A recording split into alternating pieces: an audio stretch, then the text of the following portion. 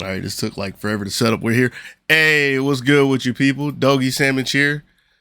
Doing a bit of an unusual thing on YouTube, but it's fitting in the brand in some other places. No, the Paceman gang has been waiting for the fall anime wrap up and anime of the year talks, and well, here we are. By request of one of the Paceman homies, I asked if I should do something different for this year, just like I did, I think last year, maybe the year before, I don't remember. And they were like, yo, why don't you make a tier list? Why don't you make a YouTube video? You ain't gonna do that. And hey, here we are. That is kind of off the script. I wrote a little bit, but whatever. But yeah, so here is all of the anime that I have watched this year in 2023 that has originally aired in 2023. I guess I have to add that tagline in because I think there are like 3 or 4 series that I watched that were from before this year. But anyways, I am going to go through and I am going to, well, put all of these on a tier list. Not specifically if it's flat out good or bad, and that's in spite of the category tags over there, the category definitions, everything on the side. This is more of like, did I like this or did I not like this? Not a flat out, do I think this is good or bad? It's kind of close. They kind of line up, but not always the case. Did I cover the loose ends? Because I'm not even looking over in there anymore. Oh, well, if this isn't obvious, just like the Pacemans, I have hit record. I am not going to stop to the best of my ability. I might stop and restart if something happens, but I'm not going to edit this. I'm not going to get the perfect clip. I'm not going to get the perfect take. No, we're doing this off the cuff, just like we do the Pacemans. An important thing to say, because I believe I've said this at some point over the years, and this is going to be changing the rules, which I will probably change again later. I am including anything that had a season, a core, a part, or whatever you want to call it, that aired in 2023. It does not matter if it is finished or not. And I say that because I vaguely remember for one of my animes of the year pace bins, I said I was only including stuff that finished that year.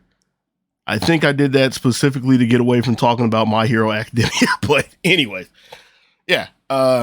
If it started this year, even if it's not finished, which if you look down, or as you probably glance through some of these, you know that some of these just ain't done. Some of these just started.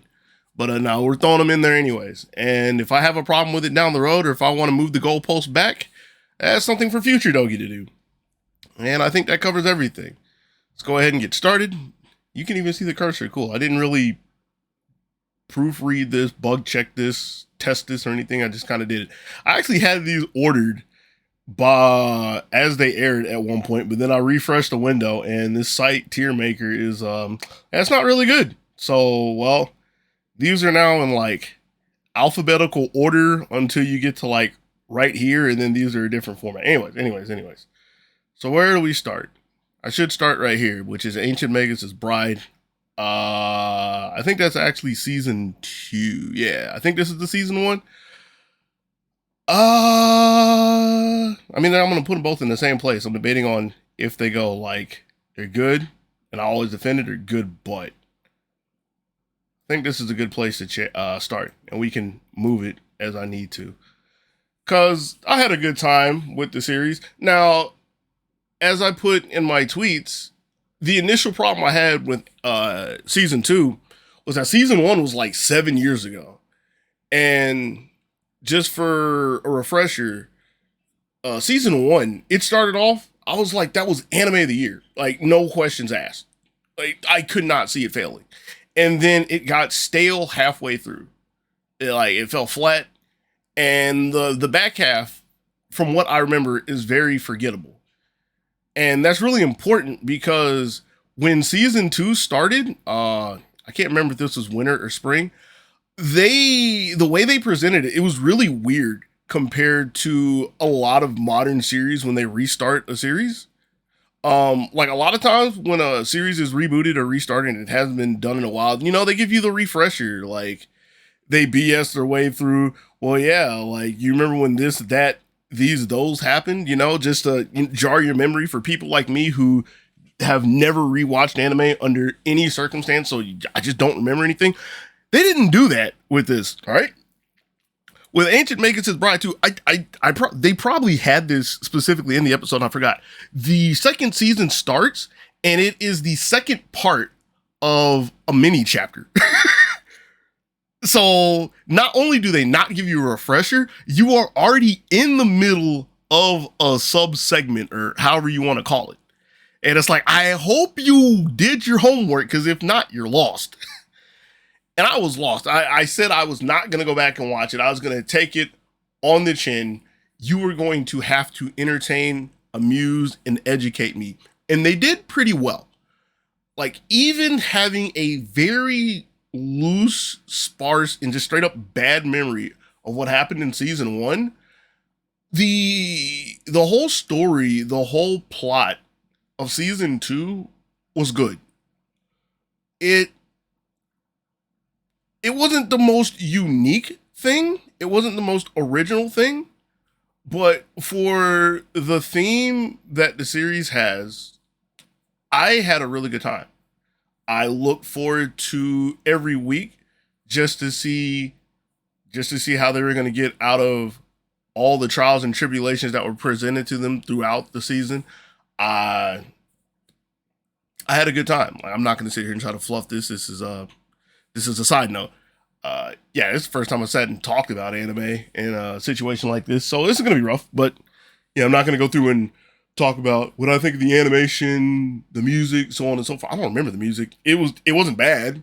Animation, it looked pretty at times. There were a lot of good faces. There were a lot of good scenes. I made a good amount of snips from it, so like the important thing is for this video and just for my talking, I had a good time with the series. Why is it not good and always defend? I don't really have a reason other than I don't remember what happened in the beginning. Therefore, I don't know like what's the word I'm looking for? How much continuity there is between the two. So it's kind of a safe thing for me to throw it down there. It's good. It's good. I would recommend it.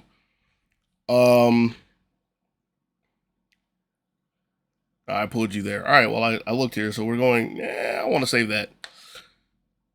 Dr. Stone. And this is Dr. Stone, New World. That's 1 and 2.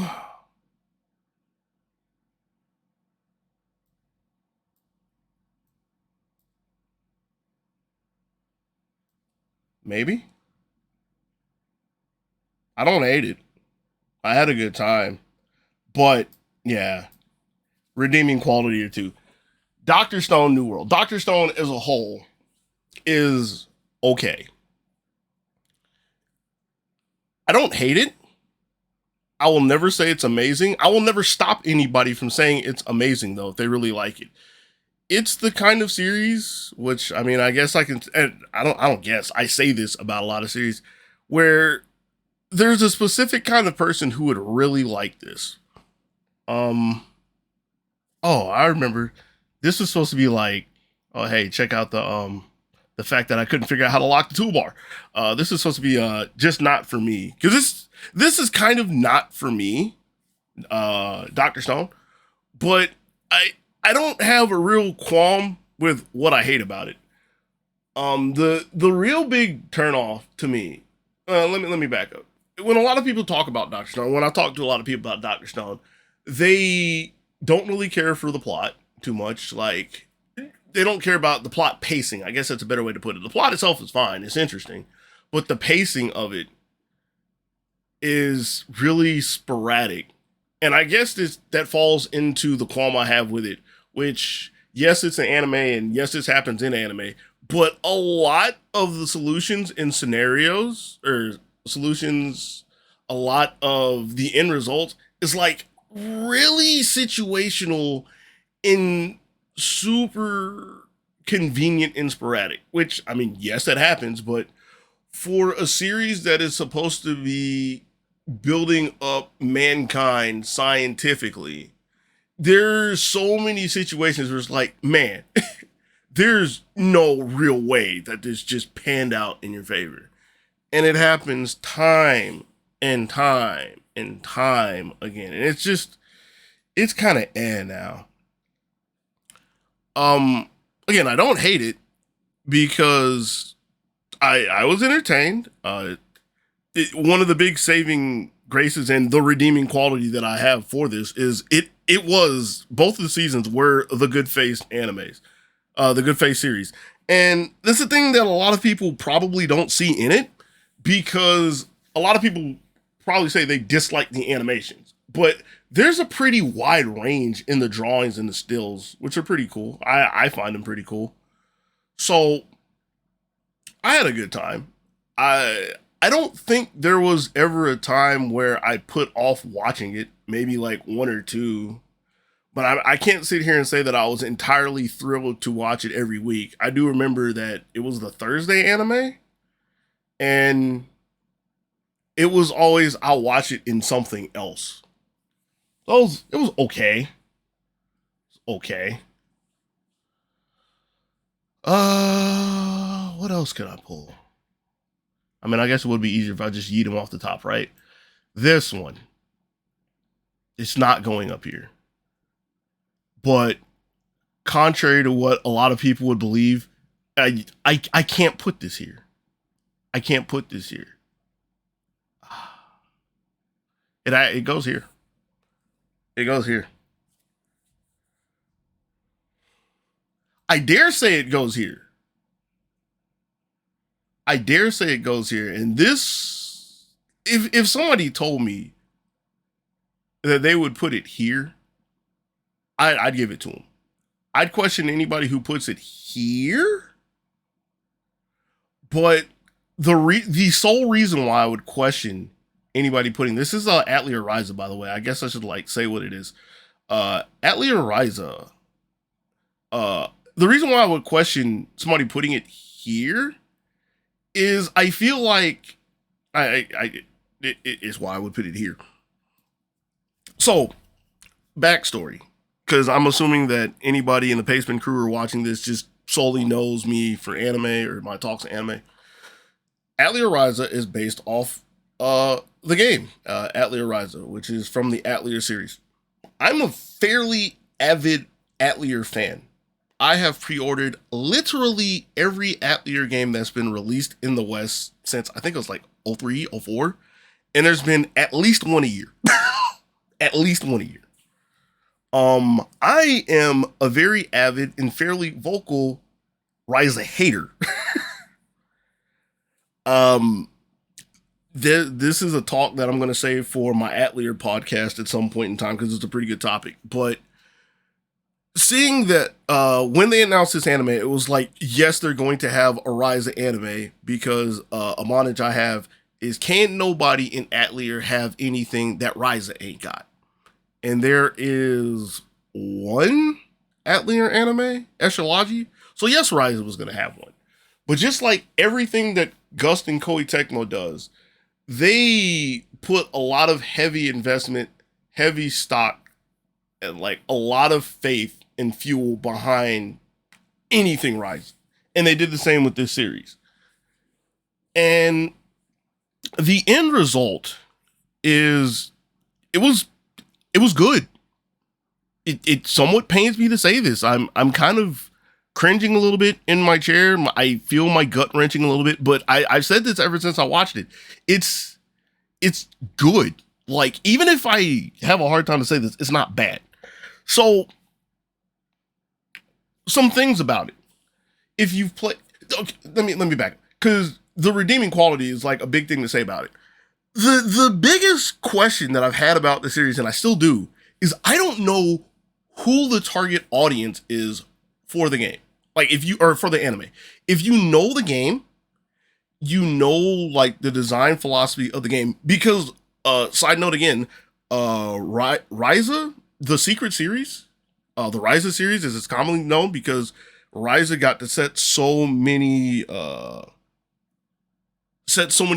standards, break so many grounds that never happened in the series. It was another renovation for the series. And it was another step towards a more wholesome, easygoing, happy-go-lucky, non-confrontational angle for Atelier, which that's kind of kind of in contrast to the series that they had before, the Mysterious series, but that, again, I'm getting off the track. The point is that the game is a very easygoing game. There's like very little penalty. There's like no penalty in the game, right? So if you wanted to play the game and just have a good time, just like casually play the game with like no stress, no pressure, you could do that.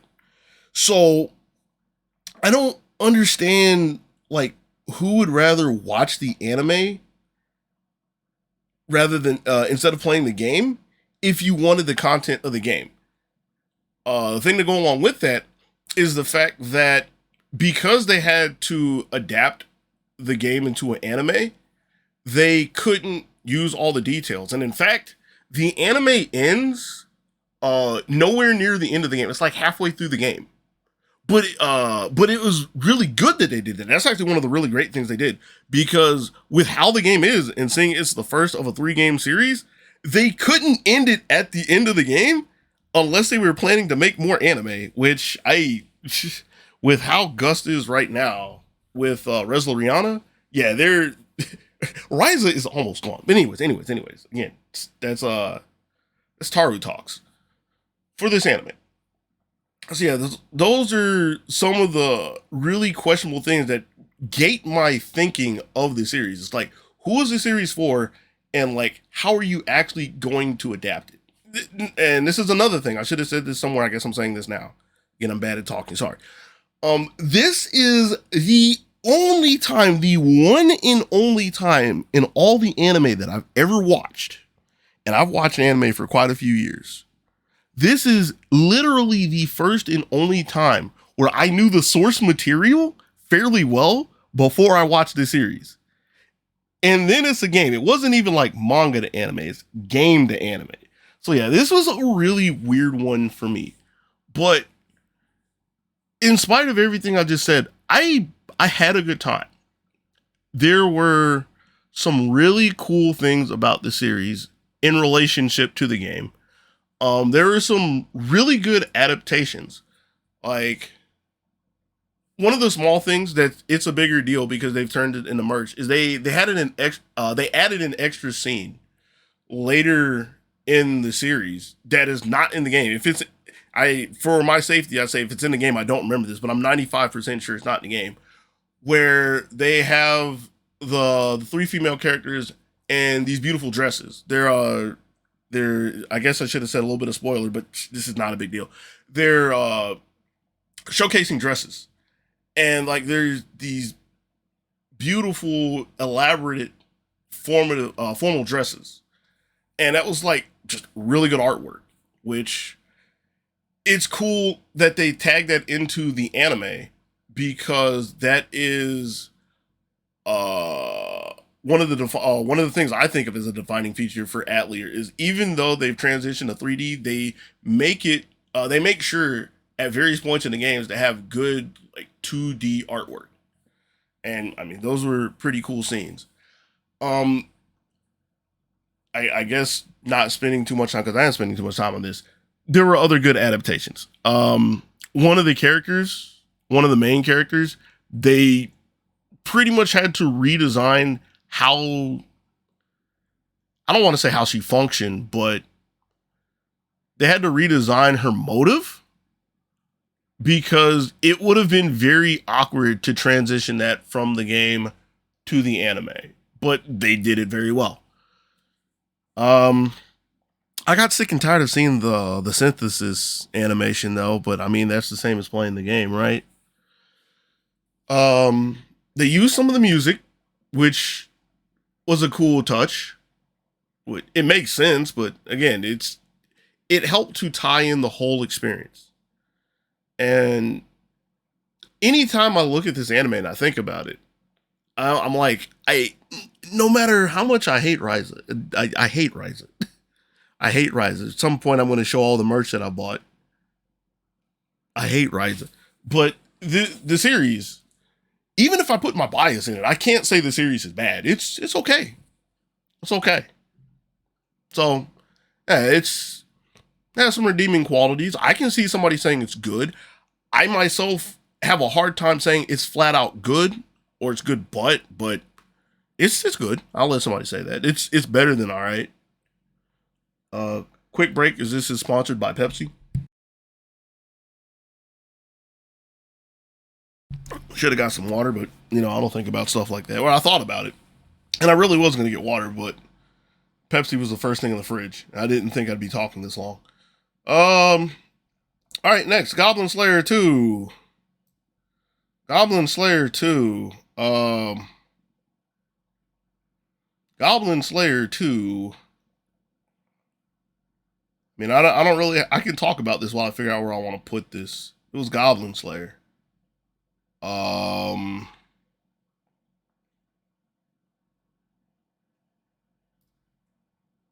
Yeah.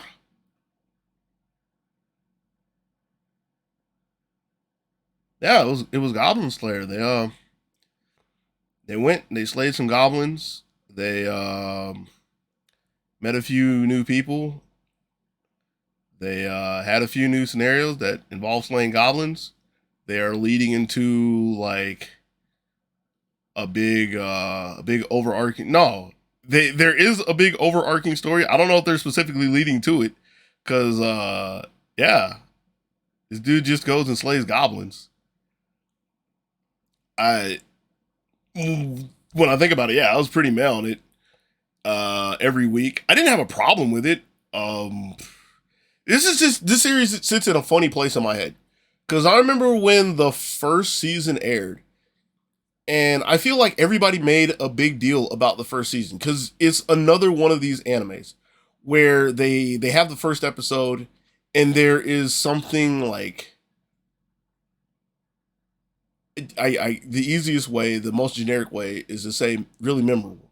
It's like really jarring, a really standout thing about the first episode, which if you watch the first episode, you know exactly what I'm talking about. But then it feels like 90% of the people that I see talking about anime, or I ever see ever really even mentioning anything, they just stopped at that point. And this is one of those series. So when season 2 came up, I don't think I've seen anybody else talk about this. But again, it feels like more of the same. From what I remember, it's more of the same, which isn't bad. It's not more of the same of the first episode, by the way. Like, they kind of hint at it here and there, but I mean, that's in the territory. At this point, you know what you signed up for. But the rest of it is like, we're slaying goblins. All right. Yeah. It was okay. I feel a little jaded because there's a movie in between, and the movie sounds somewhat relevant. It's been referenced a few times. I don't know because I didn't watch it, but I feel like I got enough out of it, and I don't hate it. It's the kind of thing where if somebody asked me, would you watch it? I was like, did you watch season 1? Yeah, well, then you should watch season 2. There's nothing wrong with it. And that's where we are. Hell's Paradise.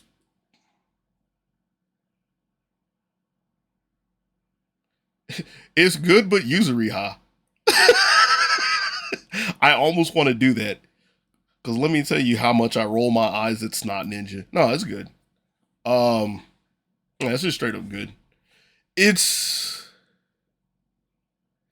I have a little bias when I say it's good, and I'll defend it, because I really like Sagiri.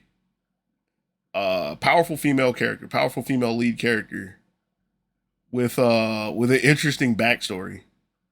And she's honestly my driving force for the series.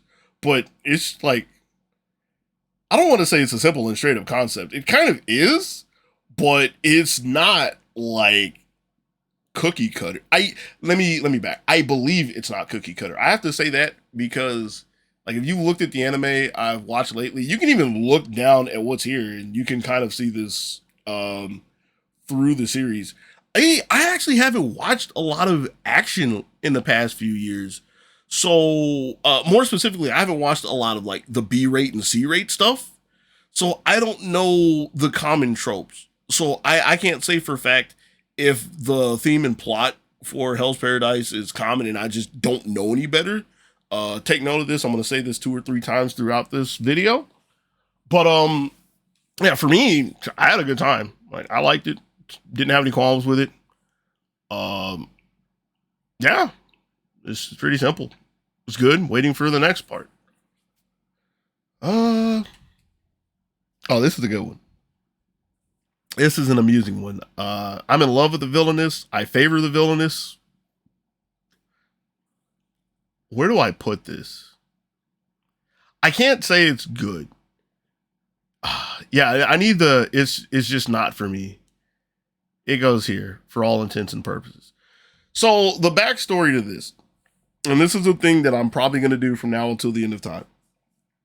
This aired in fall. It aired last season, and in the beginning of fall, I made a couple of posts on a couple of social media sites, and I was like, I will take anybody's elevator pitches for any series, and if you have a decent pitch and you're somebody I respect in any capacity, I will give your series a shot. And the homie Cindy came through and was like, I'm watching I Favor the Villainous because I think it was like a popular manga for that circle or for that archetype, something like that. And was really looking forward to it. And to my surprise, I've seen a handful of people actually talking about the series. I've seen the buzzword villainous come up in recent years. All how do I say this? They're all in the realm of otome games. I think they are girl games, like girl games, reverse harem games, pretty much. So, something that I would never have any reason to watch, any reason to like acknowledge. But like I said, and this has actually been a thing in a couple of pastebins. If you remember, I think it was Citrus or something like this. I will watch some off the wall stuff. I don't want to say off the wall. Back up. I will watch some stuff that I, under my own volition, I would never even look at. Like as long as somebody gives me a good pitch, it's like I'll try it. Who knows? Maybe I like it. And I didn't hate this. Man, that sounds like the fifth or sixth time you said this. I didn't hate this, which is really good for me because when I read the description, I was like, why would I watch this? And I remember watching the first few episodes, and my reaction every time was, I can see why this was recommended. I can understand like why this was recommended. I can understand, or I have a good idea of who likes this series, or a series like this. This just isn't me. But even with that, I'm still curious to see where it goes. My whole driving force was it's an isekai. That's another thing to throw in there. It's an otome yuri isekai. But in it being an isekai, they flat out say the main character's like, yeah, I'm in this game and I know this game very well. Like I play this game all the time. I know this game like the back of my hand. So I'm like, so how do you make an interesting isekai that's a VN, but you just know the answers? You literally just have the answer all the time. Where do you go with this? And I was entertained. Again, I won't say that this was the greatest thing I've ever seen. I won't be so well. I can't say I'll forget about it in a while because this is the first time I've watched anything like this. But this is the thing where if a person fits the criteria and they're looking for an anime like this is going to be the first thing on my mind because I didn't hate this. I was amused. I can't say I was entertained. I was amused. I was intrigued. That's another good word. I was really intrigued. And I looked forward to watching just to see where they would go, just to see how they would spin it, just to see if there was ever going to be any real twist, a real twist around, yeah, she knows the game, but it's like, she knows the game. It's like, okay, well, what do we have here? But it was a good time. I favor the villainous. It was a good time. I'm trying to think if there's anything else I want to say about this. It was. I'm still surprised that I watched it and I wasn't completely dejected. I never really thought about that. It was okay. It was there. Jujutsu Kaisen. Is there a second one for these? No. Jujutsu Kaisen 2.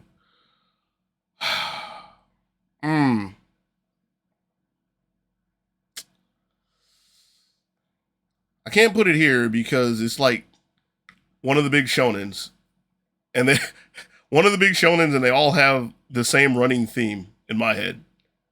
And I'm going to say the same thing about Demon Slayer. How did I feel about Jujutsu Kaisen? Think about this for a second. I have to put it here. Jujutsu Kaisen 2. I have to put it here. Because the very first thing that I asked upon watching the first episode was, man, do I have to go back and watch the movie? Because I feel like we're just in the middle of nowhere. And I know there was a movie that I didn't watch because I thought the movie was a prequel.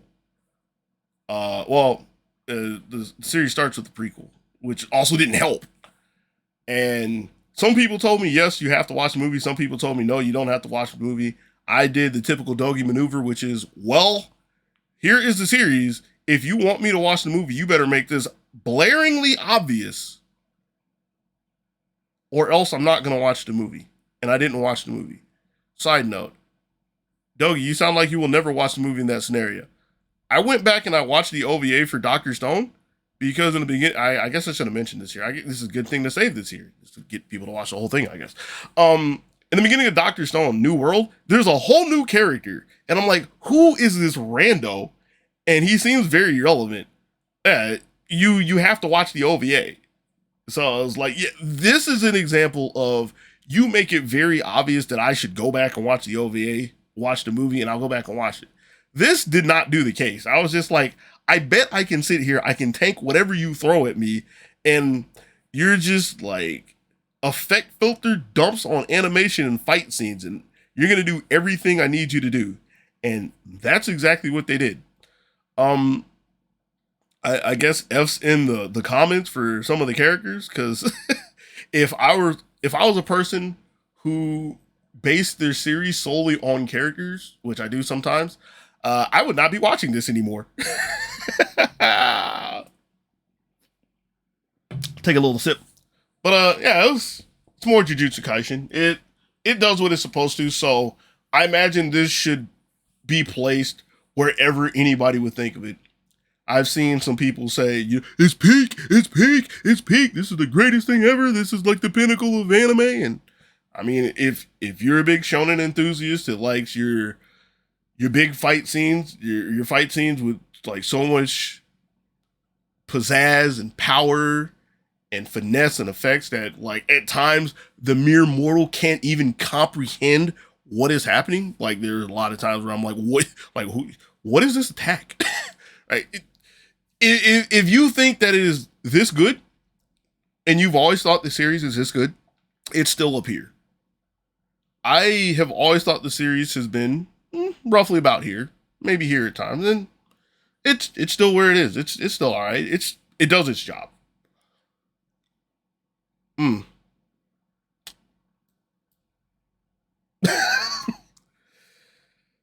Oh. There's heavy bias with this. Konosuba, an explosion of the world, for the world, something like that. This is a spin-off series about Megami. I hate Megami.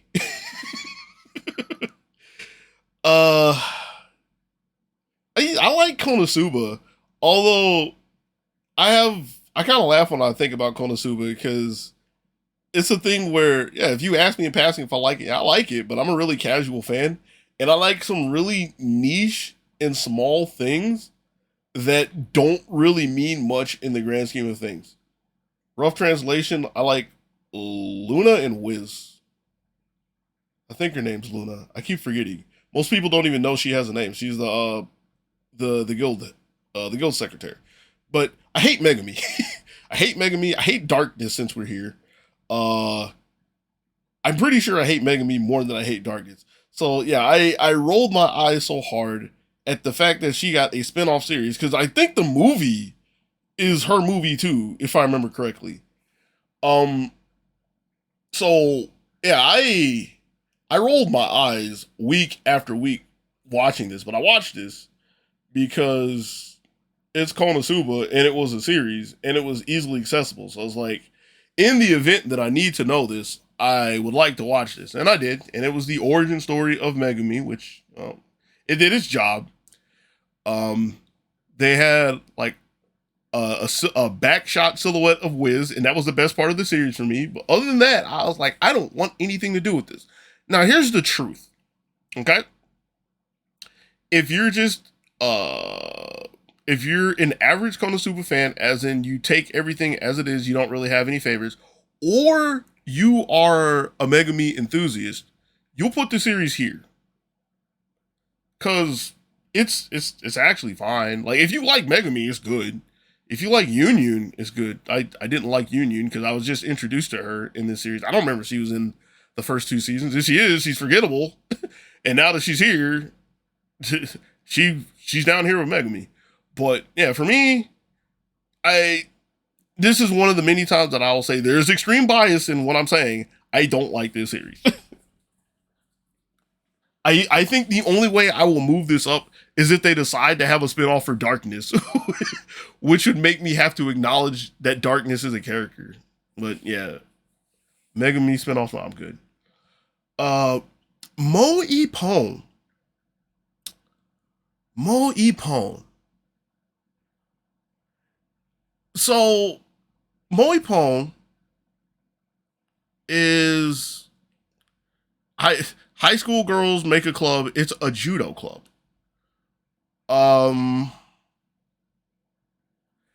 It's really informative. I actually learned a decent amount of judo. I actually learned that judo was like the throw martial art. I never really put two and two together with that. I just thought it was a martial arts and martial arts, a martial art. And I guess like through all the years of playing games, because I've never played anything that really focused on it, I've never really thought about judo being like throw heavy. Blame fighting games for that. Really blame past Dogy. But yeah, that's something I really learned from this series, which I thought was pretty cool.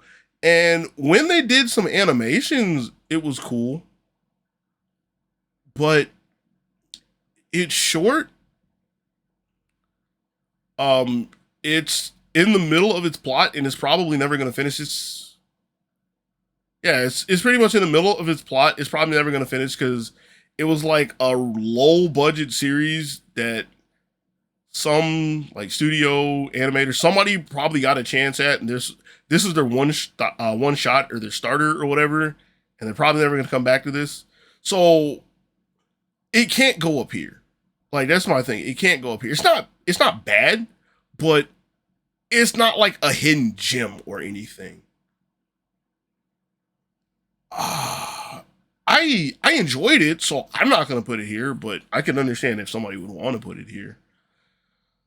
I think I put it here. Like I'm pretty sure this is gonna be the biggest category.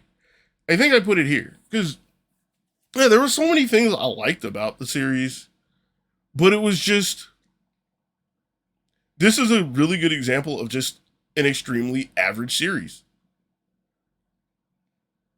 If I remember correctly, I haven't thought about this for a while. If I remember correctly, I want to say this was a real like if this had any like real conclusion, or if they make more of this, I want to say this is a really good example of or a really good example of a series. It's like if you wanted to get somebody into anime and you didn't want to show them like just goofy, generic, well-known, off-the-wall thing. You wanted to show them something that was really grounded to show that there is a dynamic range to anime. This would be a pretty good one. But you can't say that now because there's not a whole lot to it. Mo Ippon, that was all right. Nagatoro 2. I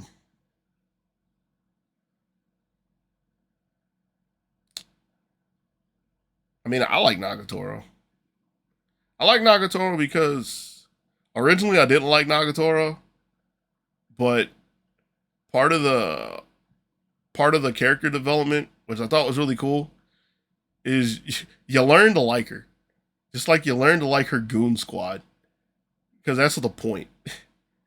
They're just a bunch of goons. Well, with that being said, aside from the judo part, which I probably wouldn't have paid too much attention to the judo. I probably wouldn't have thought too much about the judo if it wasn't for Moe Pone. Like, that's another good thing of Moe Pone. I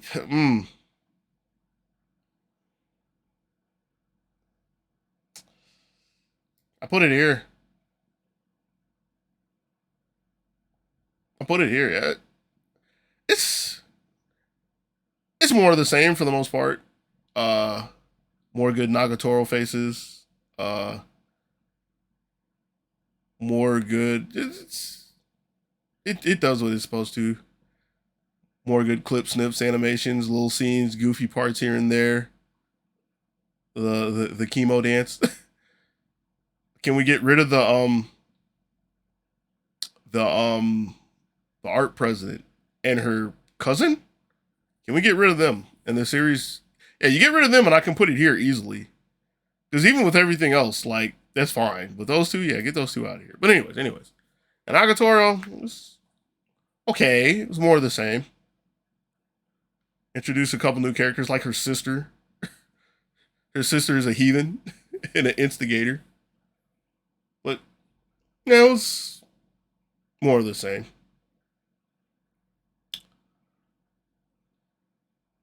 No further comments. Our dating story goes there. This was kind of an elevator pitch from the homie General Reaction, the one I talk anime to the most at this point. It's more like we argue anime. We like have squabbles anime. Is there anything bad up here? No, cool. We have squabbles about anime, and he actually didn't even recommend this to me. I forget how this came up in conversation, but or how this came up in tweets, but he made a tweet talking about I'm watching something, but he said I'm watching something, but I don't want to say what it is because you'll dunk me for watching this. This was in relationship to this. It's kind of funny how these are next to each other for a couple weeks. But he was like, yeah, I'm watching something that's kind of along the vein. I don't want to tell you what it is because you're gonna dunk me for it. It's like, you know what? I probably will, but tell me anyways. And he told me it's our dating story.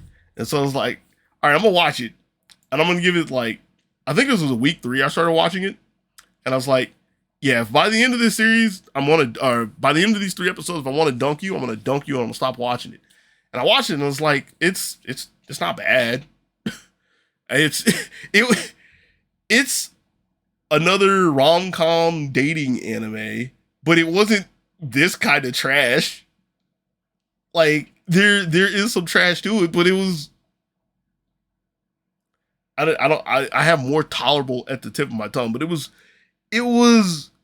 more believable. It wasn't as trash that wasn't as trash. That's the best way to put it. Yeah, it was just like a straightforward like high school dating story. It was okay. I was really interested to see if Luna, is that her name too? I already forget. I was interested to see if she had like a really, really jacked up backstory. Which, I mean, depending on how your scale is set, it is. But I was expecting, I kept watching to see if there was more.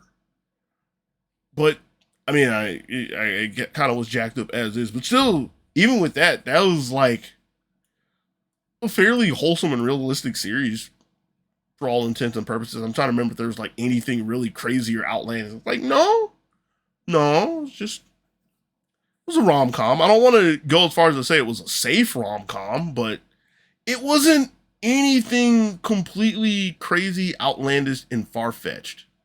So I watched it and I was like, this is okay. Would I have watched it on my from my own prompting and checking, no, but I wasn't completely appalled. Like I didn't have any gut reaction to throw it down here. It's literally pretty all right. All right. With that being said, one of the big talks of 2023, one of the big talks of just modern anime in general, no matter how you spin it, whether you're honestly for it, whether you're like for it for the memes, whether you hate it for any reason, here we are with Rent a Girlfriend 3. At worst it goes here for me. I'm trying to think if I put it here. I'm trying to think if I put it here because I am thoroughly entertained by Rent a Girlfriend because the series is trash. All of the characters are trash. They're all dumpsters. I hate them all.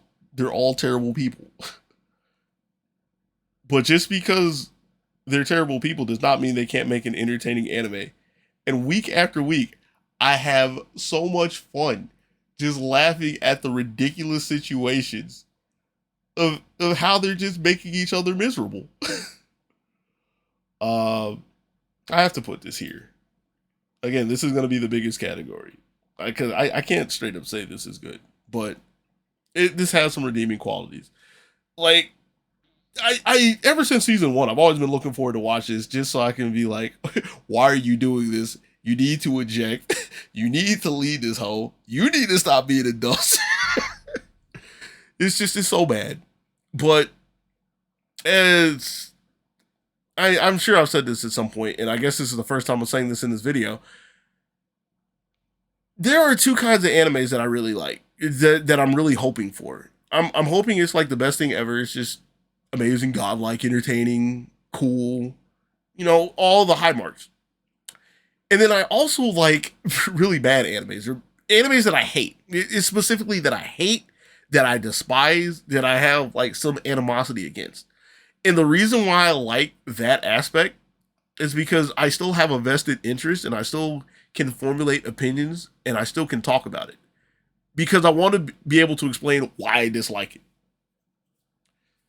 And that's why I watch Rent a Girlfriend.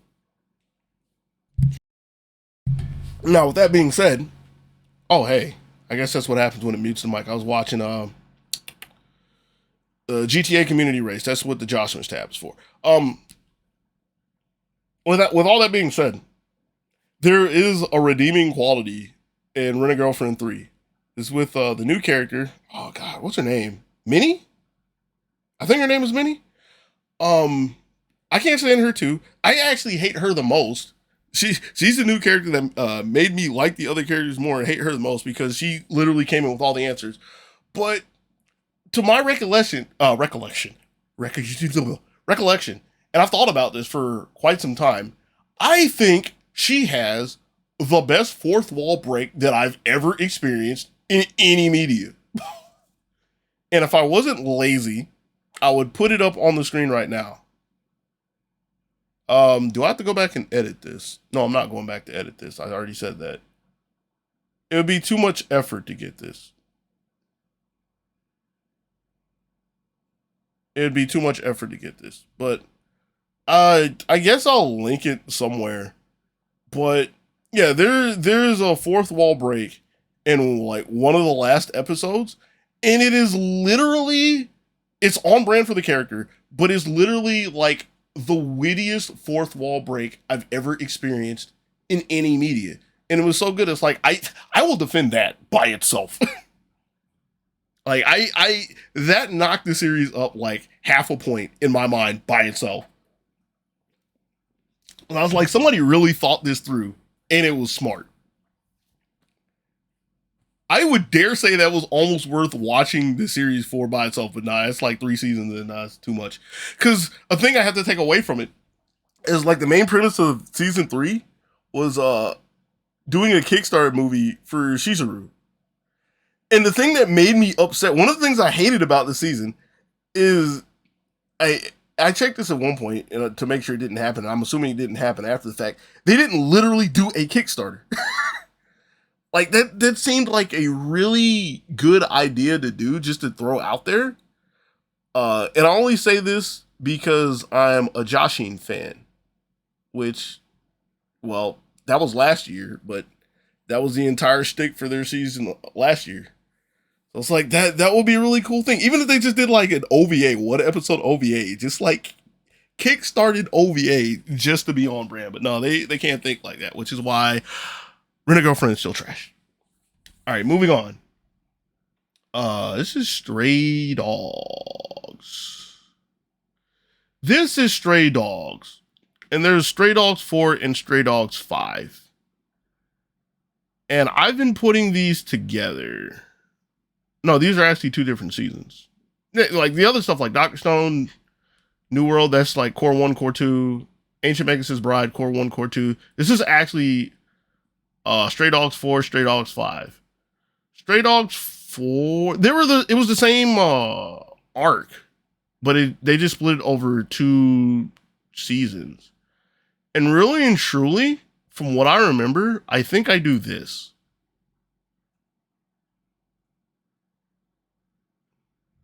I think I do this. It might realistically be this, because it's more Stray Dogs, and I think that's what I put in the pastebin every single time, because it has more Stray Dogs. Has some cool animations when they do stuff. A little bit of wit here and there. But I'm not vested in it enough to really remember anything to talk more about the characters. However, whenever they start art, they give the backstory of a character. They give the backstory of like a character. This time it was Rampo, and I can't remember the dude's name because he's not Rampo. And the backstories are really good. They did one in the beginning of season 2. For the I can't remember. Didn't she? No, can't remember his name. The one they did in season 2. Those 4 episodes. I said this feels like watching Cowboy Bebop. And I said that to say it was really good. The one that they did in the beginning of season 4 for like Rampo's backstory, it was really good. Like that could have been like a standalone OVA by itself. It would have been just really good. And Rampo was the one of the big driving forces for season 4, season 5, and they were good. But I can't really say anything that makes them stand out in my mind at this very moment in time. It's the kind of thing where somebody will show me a clip of animation and be like, yeah, this was really good. I guess I don't really remember anything about it because I wasn't thinking too much of the series at the time. But again, there's nothing flagrant, no fouls that I can think of. It was yet another case of how the end. Okay, there was the end where it was like, how do you play out of this checkmate? Which, oh geez, I might have to move this up now that I think about it. Again, these are off the cuff. How long is this running at this point? Almost an hour. I might have to move this up because there was the dude, the main dude who had the sword. I know these are real good descriptors. Yeah, I actually have to move this up for that. Because the dude had the sword, the sword that cuts through time. And I was like, yo, this is actually cool. How do you beat this? Like, how do you play around this? But it was a really cool concept. There were some good things about it. Like, that's the thing that I want to try to put on the table about it. Stray Dogs is good. I can't be asked details about it because even though it's not like one of the main shonens, it's a shonen. Like it's basically a big shonen, and they all kind of run the same in my head. But I had good times. I guess that's one way I should have categorized these. It's like, did I look forward to watching these every week? Pretty much. But Stray Dogs is good. If you watch Stray Dogs, you'll watch more Stray Dogs. If you're interested in like action character development series, yeah, Stray Dogs is pretty good. The girl I like forgot her glasses. I still never got the answer to my question. I didn't look too hard. I don't know if there is an official answer for this or not. I'm too lazy to mute the mic. Um, it's still a relevant question because it would be the deciding factor between moving it up to here, but no, I'm putting it here right there for right now. Uh, it pained me to watch the series. It pained me to watch the series because the original work was Yoncom for Four Panel Comics. And that's very evident when you watch it because there are a bunch of very short, sporadic skits, pretty much. Excuse me. Sponsored by Pepsi. Short, sporadic skits, which that by itself, that's not a problem. There's a lot of series that I can point to that I like that did that. It coming from a Fourcom is not a problem. But a lot of the dialogue, a lot of the scenes in the series are literally drawn out and what's the guy's name? I think Kazuma? I think that's actually, no, not Kazuma, Kazuya? I think he's a Kazuya.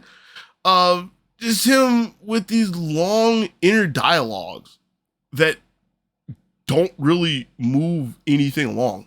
So it was just like painfully slow and awkward to watch. That being said, I want to like the series. I can't even think of the girl's name now. I should have actually looked some stuff up before I did this to jar my memory. Oh well, I'll put that in the notes for next time. But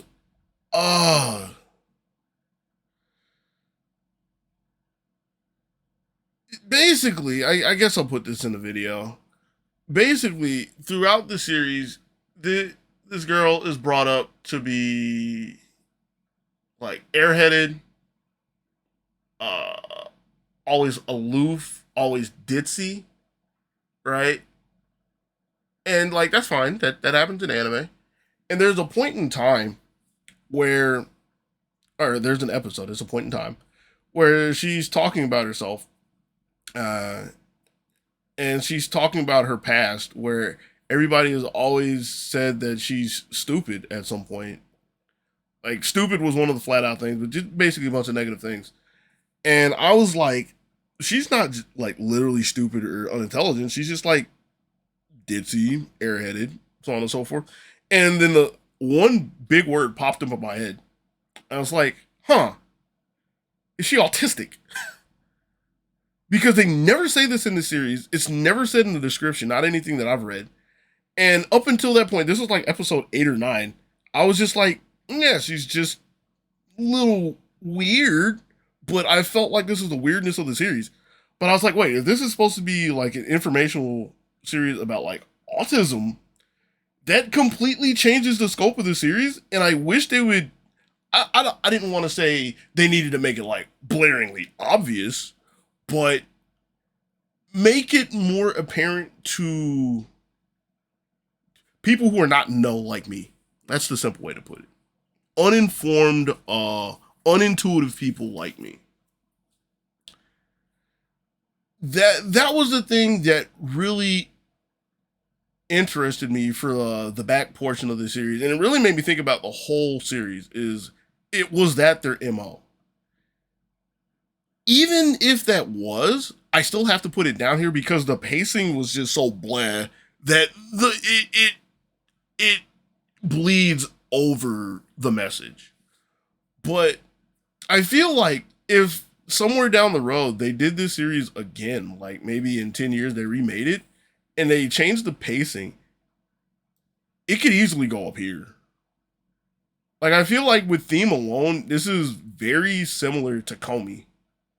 But the execution, which, I mean, I guess I should say it has a redeeming quality with these weird and obtuse original looking angles. I called it Angles the Anime for all like the weird camera angles they had, because it's a fairly small studio. I normally don't keep up with studios, but I know this one specifically was like Cloverworks or something. They did Capellion, which was a series I liked years ago, even though Capellion was very middling. So yeah, there are some unique things to it, but it's just the overall pacing for the story was blah. So yeah, I nope, nope, nope. It has to be down there. It has to be down there. Tomo-chan is a girl. Easy. One of the first things to start this year off, I actually was not going to watch this when it aired, but I saw a lot of people talk about it, and I was like, I'll try it. And there's so many good things that I like about this series. Where do I start? All right, so when I watched it, where did I think it was gonna go? I thought it was gonna be a Yuri, but it was just Tomo's a tomboy, which that was an interesting angle. I mean, it's not really a hard thing to do, but it was like, this was not what I was expecting. If I'd have known that that was the angle for Tomo's a girl, that would have been more digestible. But either way, I was in there, and that was like a cool little thing. But the most important things were Chloe and Misuzu.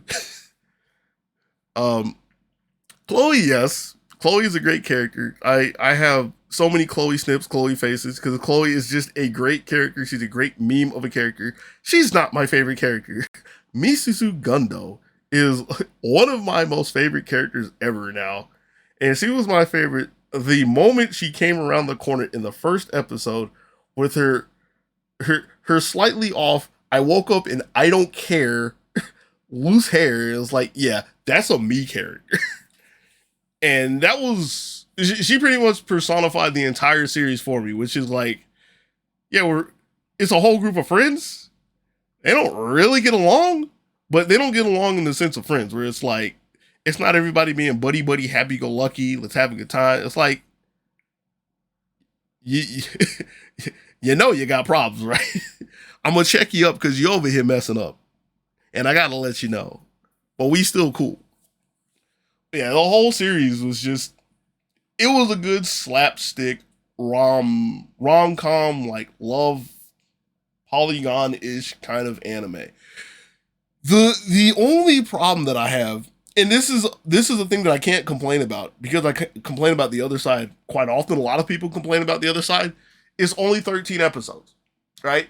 And they get to the end, and I'm like, cool, all right. So this means they're gonna have season 2, right? And I asked some people, specifically some who read the manga, who were like pretty good fans of it, and they were like, "No, they pretty much covered everything. Like, it's a short manga."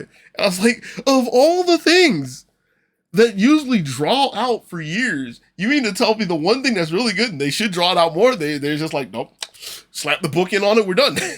Like, but yeah, that's Tomo-chan. Like 12, 13 episodes. I'm pretty sure it's 13. It's one core, but it's good. Even if you're not like really a rom-com person, it has some amusing quirks. The characters are good. The episodes are good. It's good. Under Ninja.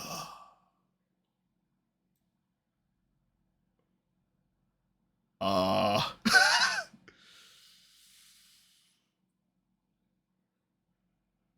um Most people will put this here. Some people will put this here. People who do not like action series in any capacity will put this here. Because for all intents and purposes, this is like the B-rate, C-rate action series, like the no-name series.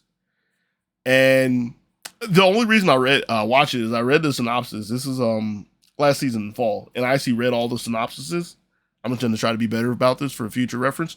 But I read all the synopsis. I read this one, and I was like, this sounds like it's going to be just a bundle of Like, I think I hit the nail on the head, because normally I say this is either going to be really good or really bad. I was like, no, this sounds like this is going to be like a hidden gem, but it's going to be middle of the pack, and it is. I like the soundtrack, and I like the absurdity. I like the soundtrack, and I like the absurdity. The soundtrack is, why they got beats like that? It's I could probably convince some people that New Jabez did the beat or the soundtrack, some of the soundtrack. She didn't, from what I see, but I could probably convince people. It's got some hard beats, yo. But then, yeah, just the absurdity of the plot. Just, I want more. It's set up for more. I don't know if it's supposed to have more. Like, I don't know if it's supposed to be just like, yeah, it's set up in, yeah, this is the never ending story. And this is like how it would continue. But I want more. I was entertained. I was perplexed. Yeah, they do some really interesting things in there, but yeah, if you're looking for an action series, um one where you don't really need to put a lot of thought into it, you mean like the the top tier shonens and stuff? Well, you put less thought than that actually. You just go with what they present you. Under Ninja is pretty good. For what it is, it's pretty good. Um Another sponsored by Pepsi break. I really should have got a water. All right, all right. Apothecary Diaries, easy, right up top. Mao Mao's a great character. Um, so it's a cool story, unique story. Even though I'm assuming what's going to happen is the front of it is a bunch of loose stories, kind of building the character and setting, which is what's been happening, and it's going to tie into a bigger plot for the last portion of it, or maybe leading into a season 2. It's continuing on in winter, by the way, but I've been entertained the whole time. And what's really funny is this is yet another series where I thought about watching it, but I didn't initially watch it when it aired, when it started in fall last season. But then I saw one specific person say that they think it's better than the other big talk of fall. So I'm not saying yet because we haven't got to it yet. You should know what it is at this point. They thought it was better, and I was like, you can't convince me it's better, but if you think it's better, then you think it's really good. So I'll try it right now on the spot. I won't put it off. And I was like, yeah, Mao Mao is a great character. Mao Mao is a great character. There are a lot of good. Yeah, there are a lot of good scenes. There's a lot of good art. There's a lot of good sudden chibi, and this is one of the 2 series from this year that made me realize that I really like sudden chibi, good sudden chibi, as in like they're doing something and then the art style is just suddenly chibi for whatever. Yeah, Apothecary Diaries. It's really good, really interesting. Um, it's really interesting, really good character and setting development at this point. Drama. I guess that's what it would be put into. Yeah, it's a drama. I haven't thought too much of how I would categorize this up until this point. Drama. Um, Campfire cooking. Campfire cooking in another world. My awesome skill. I think that's what this is called. I think I put this here.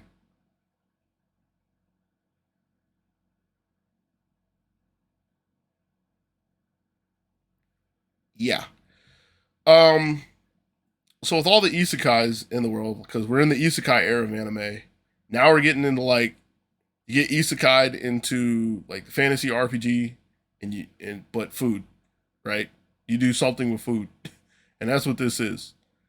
And some people made a big deal about this because I think Mappa did this, if I remember correctly, and it was like Mappa food. And I mean, for some people, Mappa food alone puts it up here, which that's fair and everything.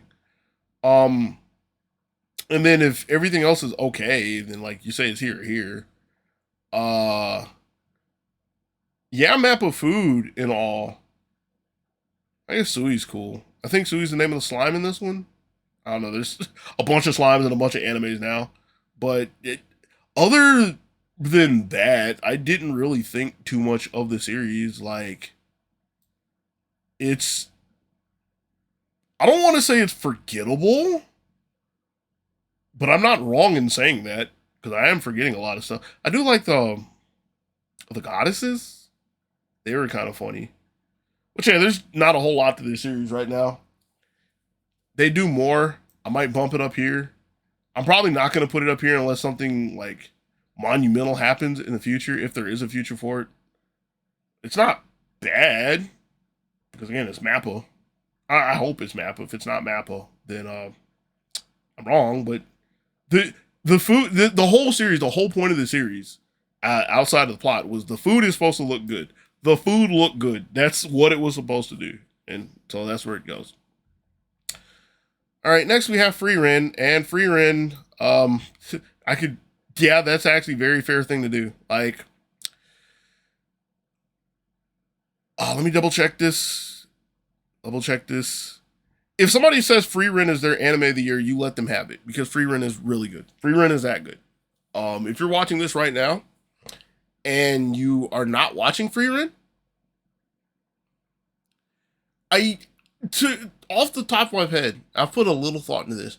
I want to say the only people who would not like Free Ren would be teenagers and younger, which would make perfect sense because the entire point of the series is lost on them because they're still the immortal youth. But for everybody else, like adults, like late teens, adults, people who like wholesome slice of life series for the most part, like adventure series. That's what it really is. It's an adventure, but it's like a wholesome adventure, not like actually traveling for like a pressing quest. There is a quest, but it's not like a pressing quest. But like if you like that, that's what you're there for. But even if you're like the shonen head or the rom-com enthusiast, like there's still a lot of value in this series for what it has in its own right. And then it dabbles into those to some degree. Free Ren is really good. Like I have to watch yesterday's episode because sometimes I put it off till Saturday just so I can lump it in with Apothecary Diaries and Spy Family and have like just a really good Saturday of anime. But no, Free Ren is really good. It would have to take Ancient Magus' Bride levels of bleh for me to not say this winds up being. I will not be surprised if it's like top five, my top five anime all time to me. I will not. When I start rewatching anime, I will not be surprised if it goes higher. But it's good. It's a really interesting. I'm pretty sure I can say it's original plot, but you read the synopsis and you're like, this is a really interesting idea. And even if you're not like, this is a really interesting idea, you can't say it's a bad one. You will probably be intrigued to try it. It's good. I don't need to say more about it. Free Ren's good. Hypnosis Mic 2.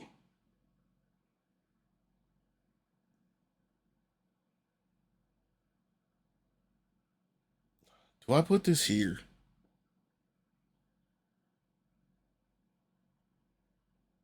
I have to think.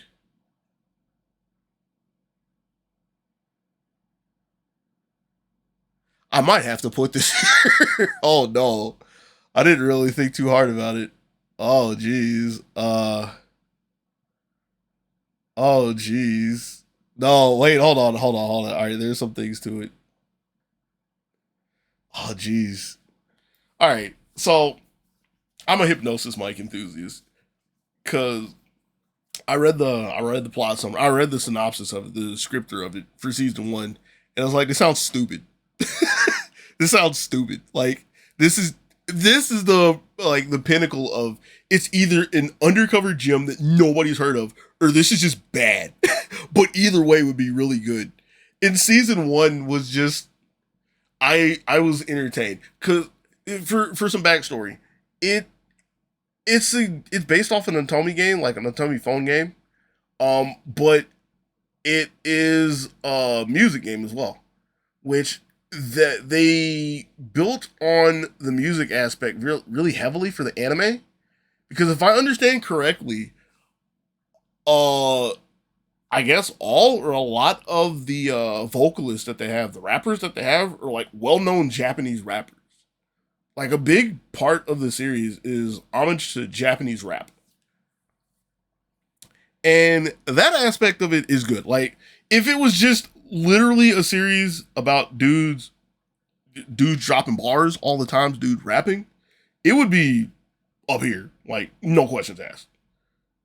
The plot drags it down here, but the plot is hilarious, which I always laugh in my head because it's like at some point in time somebody will ask me about this and I'll have to explain the plot, and it's just absurd.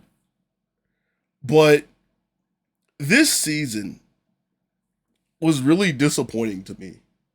And it was disappointing because the beginning of it was just like 4 times copy paste of here is a district, here is the group of the district, here is something happening. Let's get them to go solve their thing in their one episode so we can kind of like remember the characters, drop a couple of bars. There are the new groups, let's go talk to them. There's this overarching thing which does not, well, I can't say it doesn't have anything to do with the original plot, or the original like conflict, which they kind of hinted at that in the beginning, but they quickly went off of that. But yeah, it was just all over the place, and it was just a bunch of stuff that every week after week, I was like, I don't really care. I don't remember any of the bars or beats for this season. They weren't bad, but now I still remember there are like 2 beats from the finals from season 1 that were really good. I need to go back and like bookmark them, see if they're on YouTube or something. Like that's how ingrained it was in my mind. Season 2 didn't have that. Season 2 though, if nothing else, I wish I could put this up here, but they didn't really do anything with it. Season 2 had the underground rap battle royale, and that idea still makes me laugh. Like that's hypnosis. Like yes, the underground rap battle royale, but nah, it was season 2 was it happened. It happened. And with the way it finished, I'm pretty sure they have a plot line for season 3, or at least an OVA. I want to say they have a plot line for season 3, which, oh man, I mean, I'm in there if they do it, but yeah, it's oof. Ranking of Kings 2.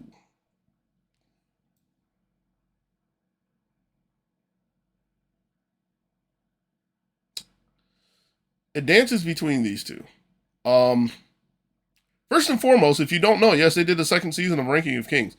It's a second season. Oh, I almost want to put it here. In the beginning, I would have put it directly here, but I think I put it here. What I should have been doing this whole time is I should have talked and then I should have put it. I should have did an intro and then I should have put it. But again, I'm learning this. Ranking of Kings 2. If you don't know, there's a second season. The second season starts off, well, it's primarily side stories, tweener stories between events in season 1, but between like the series. There are a couple of unique stories, and then eventually, if I remember correctly, eventually it dissolves into some more after story, or into some after story. I'm really mad on this because it was finite. Season 1 was finite. And I was like, you don't need any more of this. And so the second I saw that they were having a second season, my immediate question was, why? Just why? There doesn't need to be any more. And so, yeah, I'm slightly biased when I say it's just okay. I'm slightly biased when I say it's when I want to put it down a note, because I don't think there should be more, but it wasn't abysmal.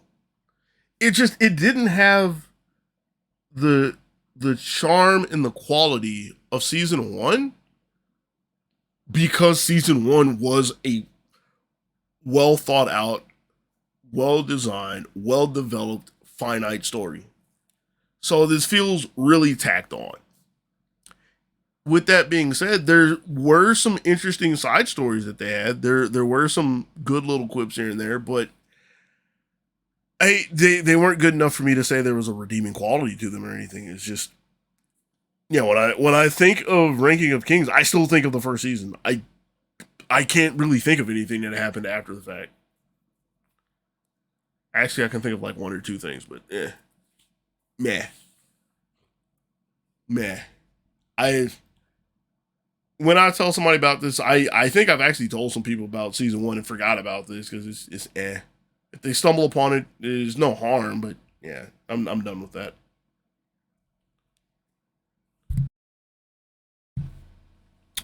Rurouni Kenshin 2023.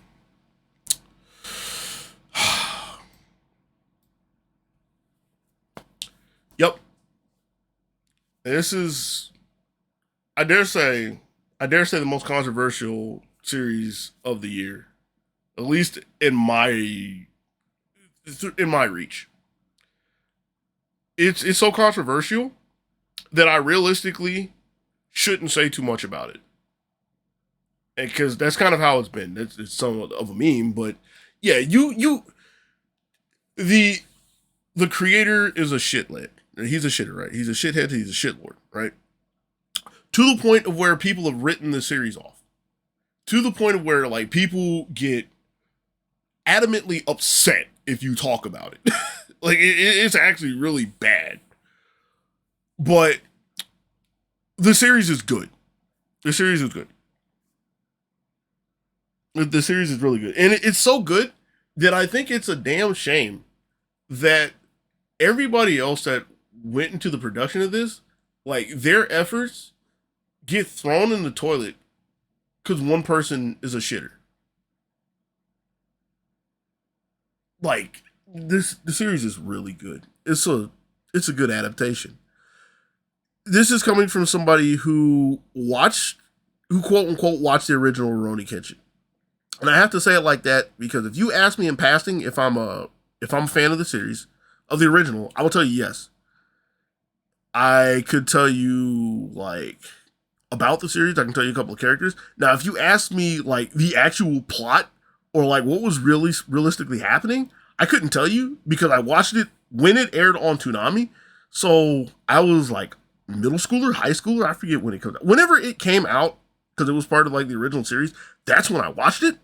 And that was back in the time where I was just a kid watching cool stuff. Like, watch cool samurai dude swing sword. Like, why is he swinging sword? I don't know why he's swinging sword. He swings sword. It's cool. But now that I'm old enough to, like, get the plot, like, to care about the plot and get the plot, I was like, this is actually really good. Again, I can't start comparisons to the original series, which I don't know how true it is to the original, but it feels really true because it's really good. But again, like, this is the series where you can't really talk about it to most people because they'll be like, oh, the creator, I don't want anything to do with it. And I'm not saying those people are wrong. Those people are right because, again, the creator's a shitlord. But the series is here. It's not like they completely wiped it off the face of the earth. It's really good. So, with respects to everybody else that helped with the production who are not shitters, the series is good. Full stop. Spy Family. This seems like the easy thing to do. I think I'll put it here.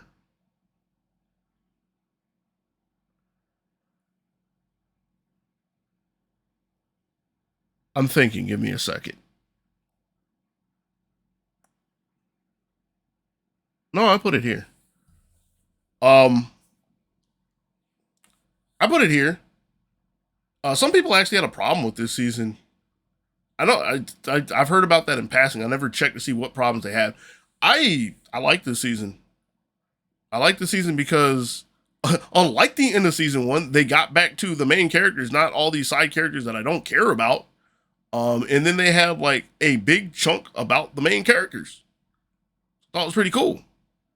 Yours an idiot, but your throw hands. It's pretty cool.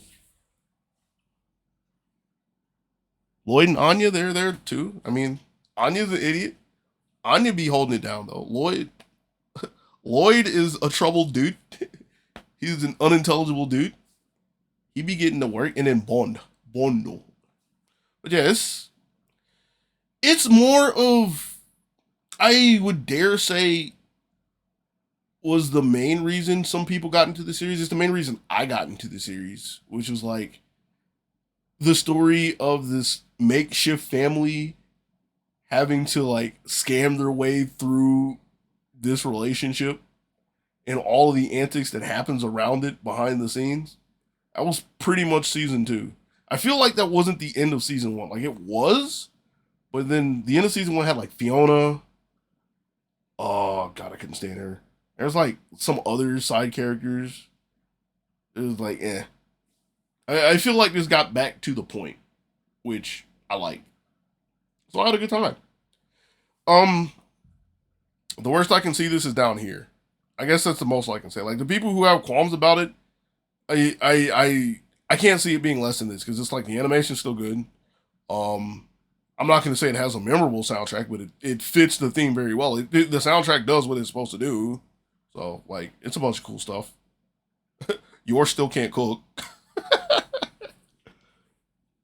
Take any and every opportunity I can to dunk on Yor. She deserves it. Such a great character though. Reincarnated as a vending machine. It started here. It wound up here. It started here because yeah, it was I would have to double check through everything, but it was probably the biggest meme of a plot concept of last year. It's an isekai, but the guy is reincarnated as a vending machine in a fantasy world. And that alone was like, this just sounds like it's going to be a disaster, right? What do you actually do with this? I started hearing one up here. Okay. Yeah, it's like, what do you do with this? It starts off very similar to Slime Tensei. Reincarnated is a slime, where it's like you have this simple outlandish concept. Vending machine is far more outlandish than a slime in a fantasy world. But where the series is good is they start setting rules and boundaries to show that they're serious. They're not going to go completely off the rails, and they're cohesive. Excuse me again. Right? They're like cohesive, believable rules. And they're like, okay, you actually have some structure to this. You're not just going to eat completely wild ideas out there. And you're going to try to present an actual story based off of this weird idea that there's a vending machine in a fantasy world. It's like, it's cool. So where I started to take points away from it is when they just started to go with the generic, lowbrow, easy, slightly etch ideas and stuff, slightly simple ideas, kind of rehash ideas here and there. It's like, they didn't do too much of it. Like, it realistically could be up here, but yeah, like, it fizzled. To me, the series fizzled. I think that it's already slated for a season 2, and I'm gonna watch the second season. And I mean, I expect the second season to hold up. I don't expect it to be bad, but yeah, as of right now, I'm really meh on it. But it's like, it's an okay meh. It's an acceptable meh.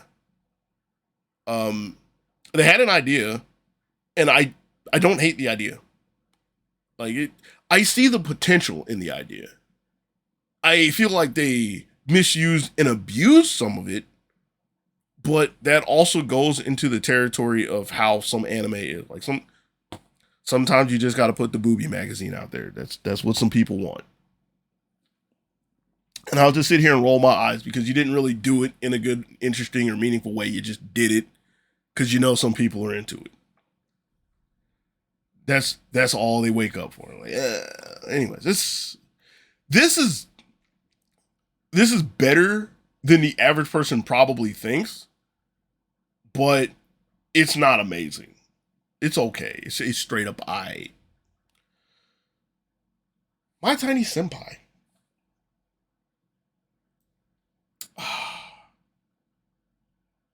Biasedly, I put it here. Unbiasedly, I put it here. Yeah. Biasedly, I put it here because I really enjoyed it. I had a good time. It was office rom-com. Office rom-com with a bunch of good faces, sudden chibi, good cast. I really like the cast. I like all the characters. Like every single one of the characters was I want to say cool. Cool is not the right descriptor. I don't want to just say intriguing because that's a really generic word to throw out there. But they were so it was amusing. But for the scope of the series, all the characters were good. Had a bunch of good faces, had good sudden chibi, had a lot of good sudden chibi. Katose, that's the main character, the tiny senpai. I can't remember if I said my tiny senpai. My tiny senpai, that's the series. The tiny senpai. I really got a kick out of giving her cat-like qualities all the time because she's like a cat enthusiast.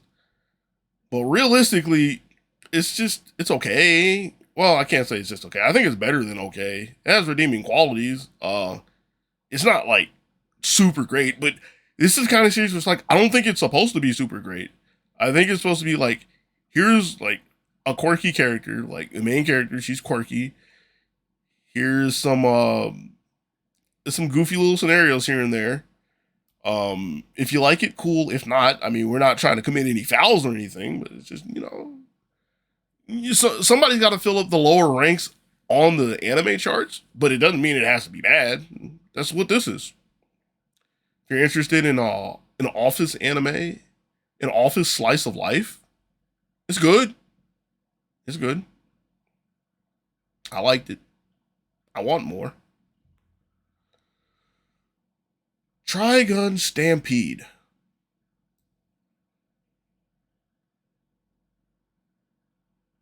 I wholeheartedly believe this is good. I wholeheartedly believe it's good.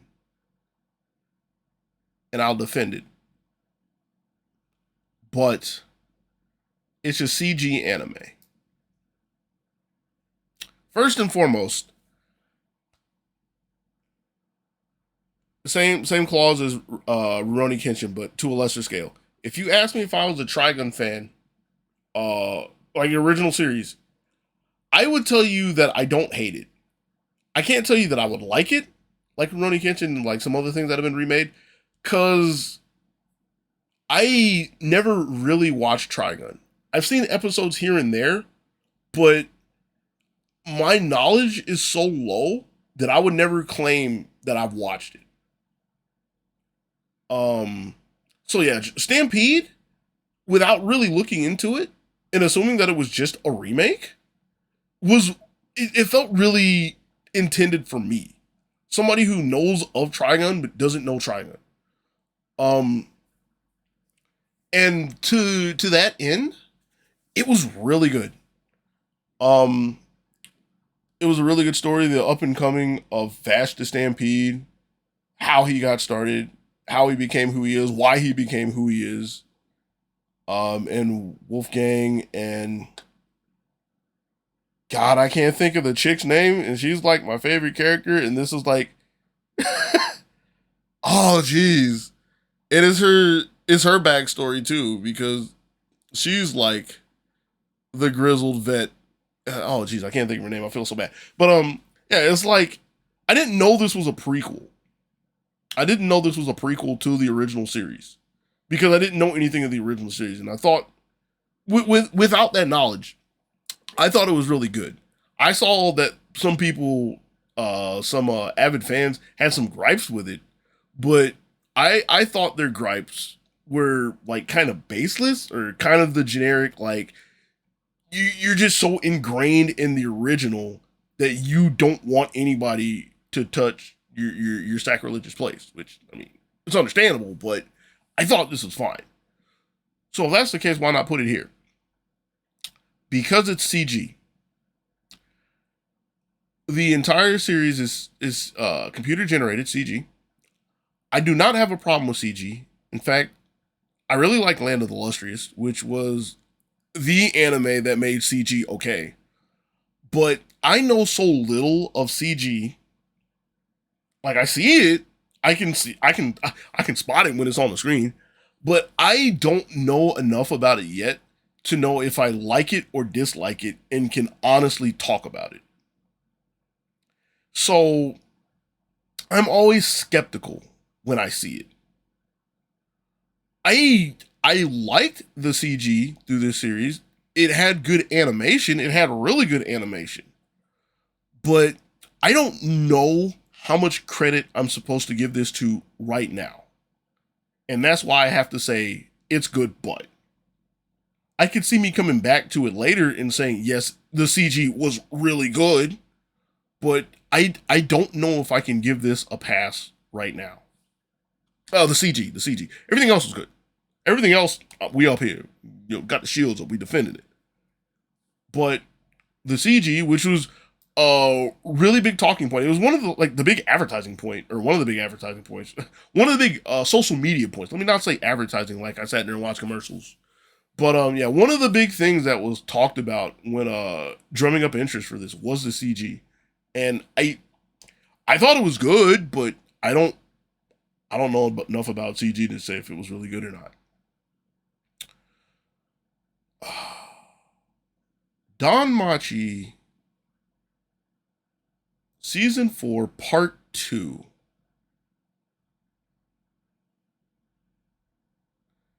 Season 4, Part 2.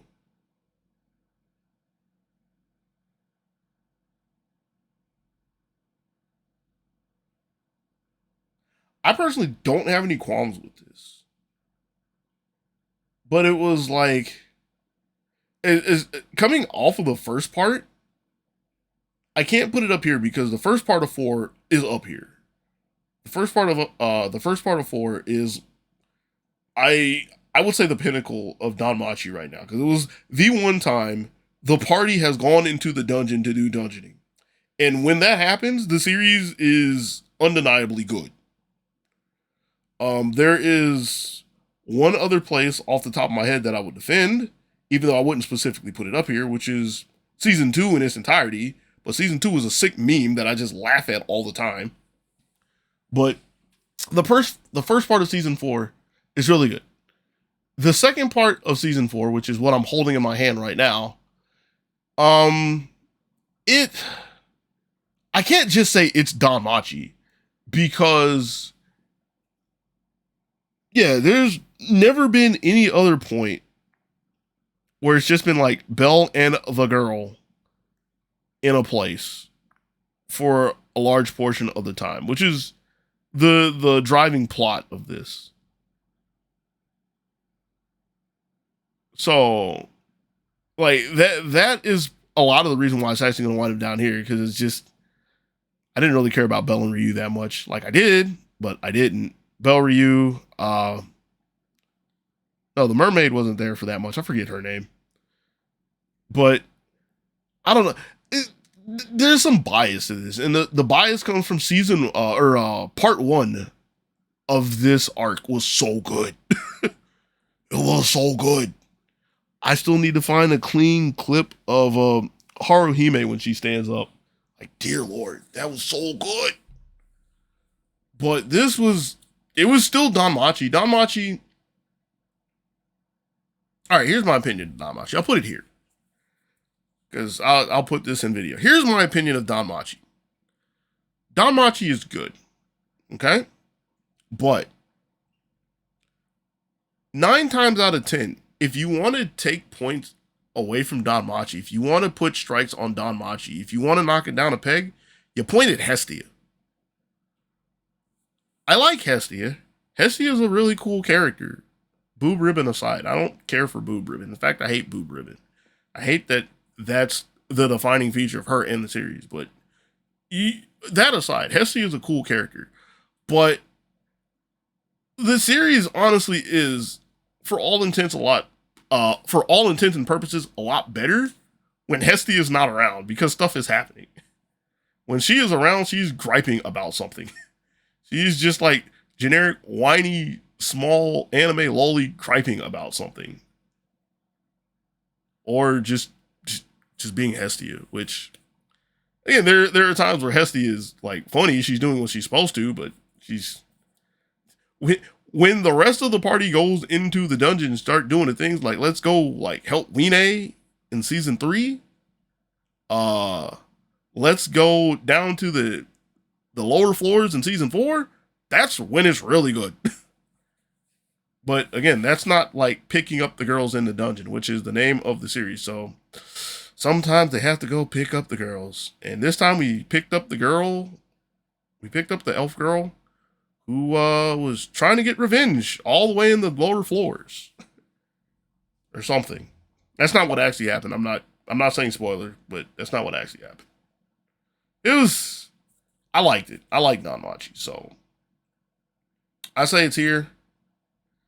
I can't put it here because first part was so good. If somebody said it was here or here, I totally understand that. This I don't. But like if you say it's down here, you looked at Hestia and you like 180, and I don't fault you for that. But yeah, if you can get past Hestia, you put it here. One of these two places. I'm putting it here. Oshinoko. Wait, no.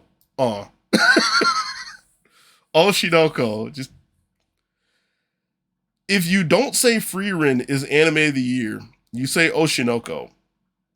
And I'm pretty sure more people say Oshinoko over Frieren because Oshinoko was the big talk that lived up to the hype.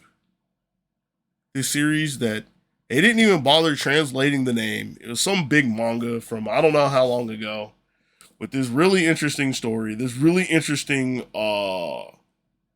introductory plot that they had to draw out into an hour and a half long episode, if I remember correctly. Yeah, it was because it was 3 episodes long. And that alone was like, I was going to not watch it.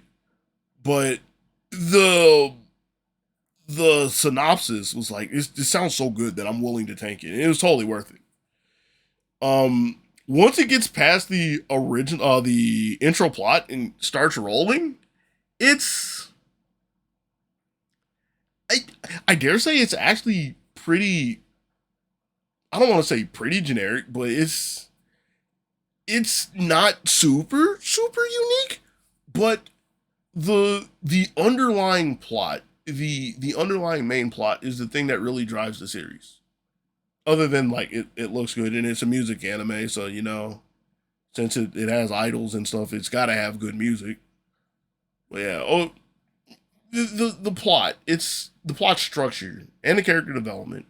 Some important things when you're sitting there staring at a string. They're really good. They're unique, and they do well to draw you into the story that they're building and the story that's going to continue on next year, I think, or this year, somewhere down the road. But yeah, like for all the talk that Oshinoko got leading up to, I think it was summer. Yeah, I want to say this was a summer anime. I would dare say, went above and beyond. Like, Oshinoko is really good. Again, like, all of these are not ordered, by the way. Maybe I'll go back and order them. I probably won't. These two are ordered for me. But if somebody says Oshinoko is their anime of the year, I'm right there with them. Like, I could easily say that it's anime of the year. It's like, if it's not one, it's two. Freeren's really good. But yeah, Oshinoko is really good. Zom 100. This is one that I should have made an extra category for. I didn't want to talk about these series because there are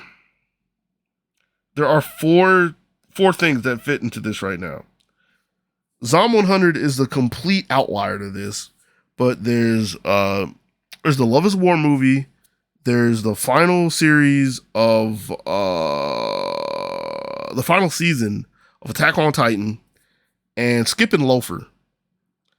These are 3, if you include Zom 100, these are now 4 things that I didn't finish this season that I plan on, or this year that I plan on watching.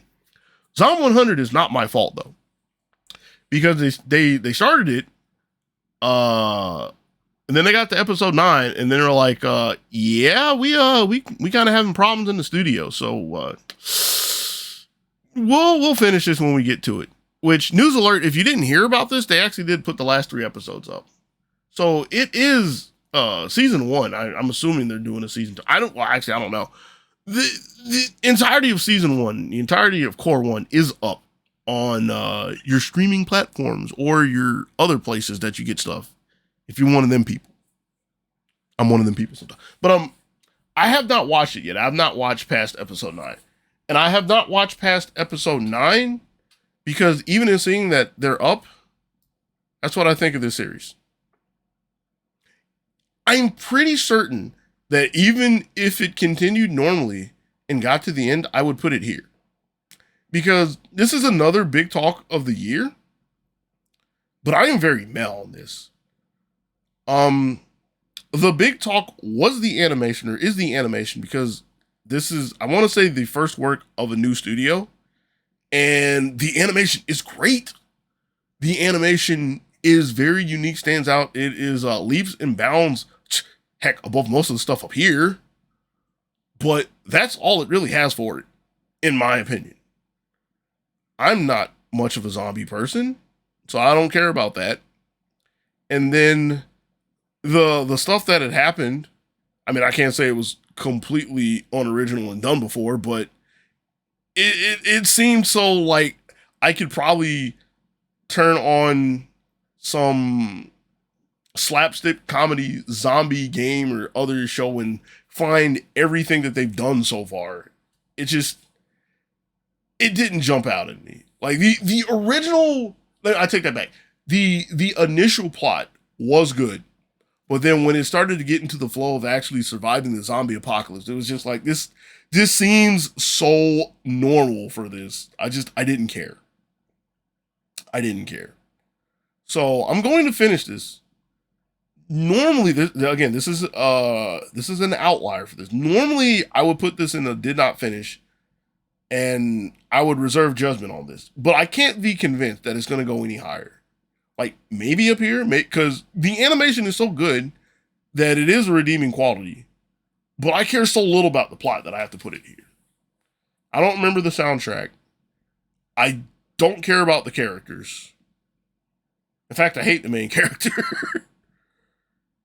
I hate the main character because of the last arc they had, or the last little segment they had.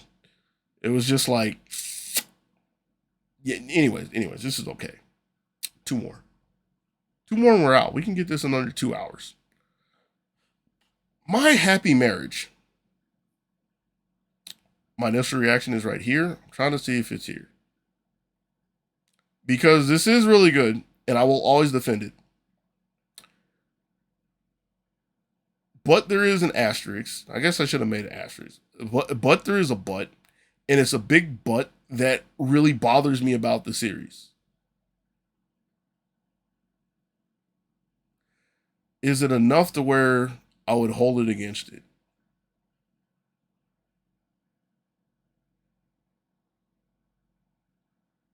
Yes. For the record, if it was no, I guess I'll order these. That goes there. That goes there. There.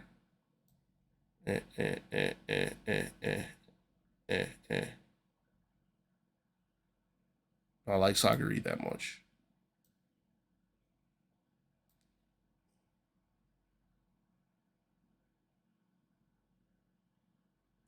Now, if it wasn't for the one thing I have against this, I'd put it here, maybe here. But you have My Happy Marriage. My Happy Marriage. If you've ever seen this random anime from years ago, Sola, it has it was presented to me when I read the synopsis. It came across the same as Sola, in the sense of here's this seemingly simple, straightforward plot. Like My Happy Marriage is basically Cinderella, anime Cinderella. Um, but then there is another huge defining plot point that is not mentioned in the synopsis. That it doesn't like completely trump it. It's not like a twist. It's not like misleading, but it's just not mentioned. It's like, oh well, that's a big addition. That's y'all really hit that one, okay? And it has that. It's the same thing with Soul. Soul was like about a guy who meets a girl and wants to take pictures, but then there's like this completely underlying plot. It's like, oh, this is you changed the genre of that. My Happy Marriage doesn't have that, but there's just another aspect of it that's not listed everywhere. It's listed in some places, but I focus on the it's not a rom-com, the romance saga of it, which is, again, it's just pretty much a safe Cinderella story, and it's really really really really good. You have the story of this girl who, she's actually a really great character. She's really really great girl, really great individual. Talking is hard. She's a really great human being, but she's raised to think she's worse than nothing, right? And you get to see the backstory of why she thinks she's completely worthless and doesn't deserve anything in the world. And then she meets her arranged marriage husband, who's just this cold jerk, pretty much. But he's only a cold jerk because he's rich and prestigious. And any woman that's presented to him normally just wants his money. He's like, he ain't trying to deal with these hookers and hoes. But he really likes her, so, like, they're trying to communicate their feelings to each other and stuff. That's the premise, right? So what do I have against this? Because it seems really simple, straightforward. Like, why do I think this is really good? Why not here? Why not down here? Like, if you think it's so good, why is it not up here? So you have these side characters. And the side characters are really good. Like Kaya. I remember her name. I don't remember the main chick's name. I think it's Miho. Mio or Miho, one of the two. Me something. But Kaya. Kaya she's one of my favorite antagonists in a while. Just the mean stepsister. That's literally who she is. Again, this is just Cinderella. But there's a plot point in there where, like, some of the side characters, they just go away, right? But that's it. they go away, and I'm like, okay, so maybe they wrap around and this is a story about like how the sides get flipped, or you're gonna give me a side story about what happened to them after that. Like, no, these characters are just done. They are never seen again for the rest of the series. And it's like, huh? And it really bothers me because this is another series that has a lot of really good characters. I won't say that the side characters completely trump the main characters, especially since there's a lot of them, a lot of side characters, but there are some that are really, really good. And since they were brought up from the beginning, because there's more than just the one I'm talking about, just to see them completely abandoned like halfway through the series, it was weird. It's weird because that's not normally what doesn't happen. And I'm not saying that's a fault for them doing it. That's one of the defining features of the series to me, but I wanted more. So since this is my tier list, I'm going to hold it against them. I see there's an OVA for this. I don't imagine the OVA is going to touch much on it, if at all. I had it in my mind that it would have to be a thing touched on in a second season, but with the way the series ends, which is like the name of the series itself, I don't think there's going to be too much more because, and then they lived happily ever after. That's it. So, yeah, if it wasn't for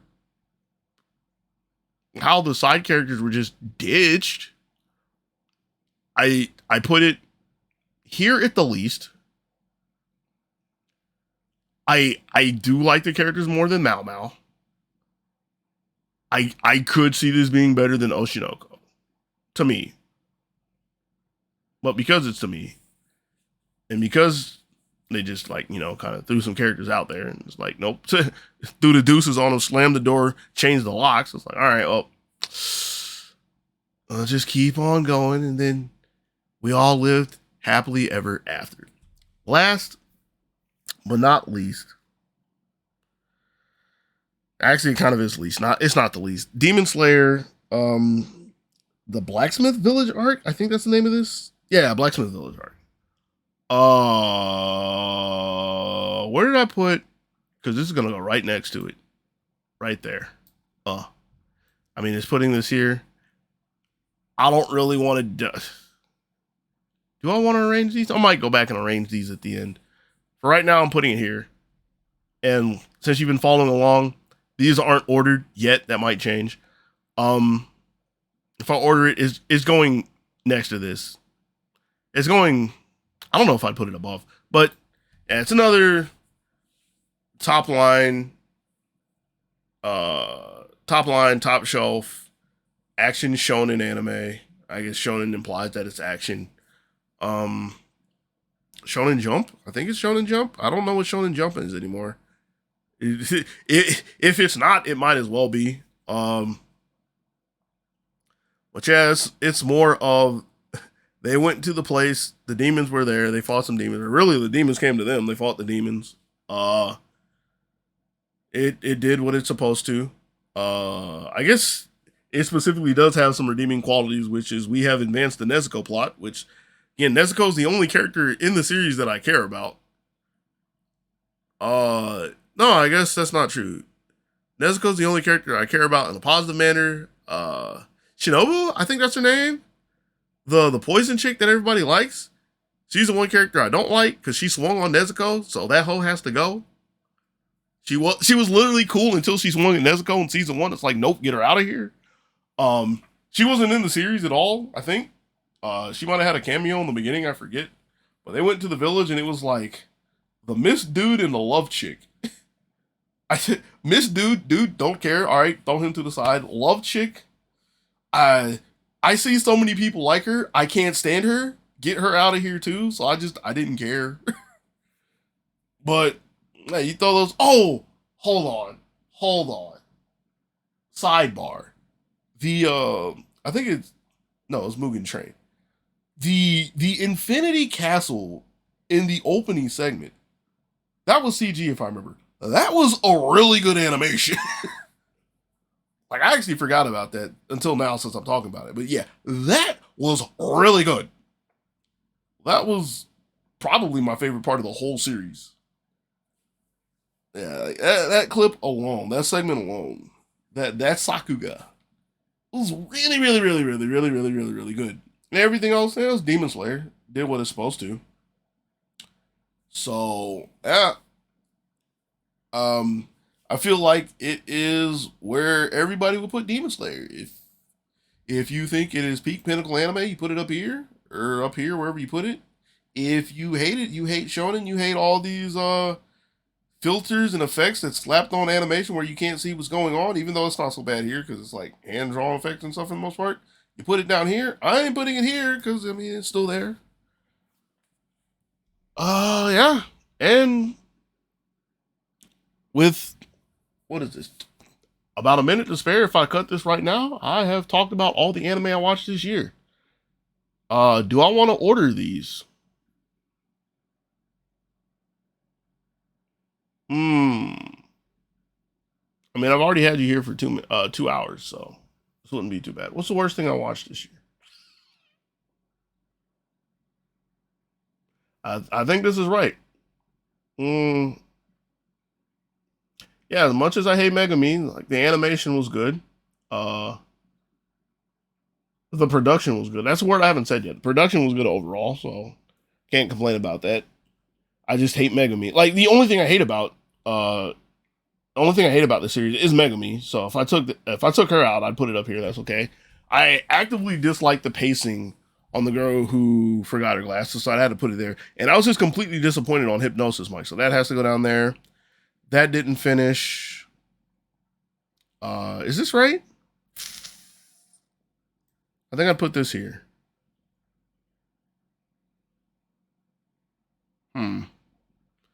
Yeah, that didn't finish, and I was super mad on that. I can almost put this down here, but that would stay up here. This was okay. I actively didn't like Ranking of Kings, so I had to put that down there. I had no qualms with this. I had qualms about this. I said that. I had no qualms with this. I just food looked good. That's all it was supposed to do. That's all I cared about. I didn't care about anything else.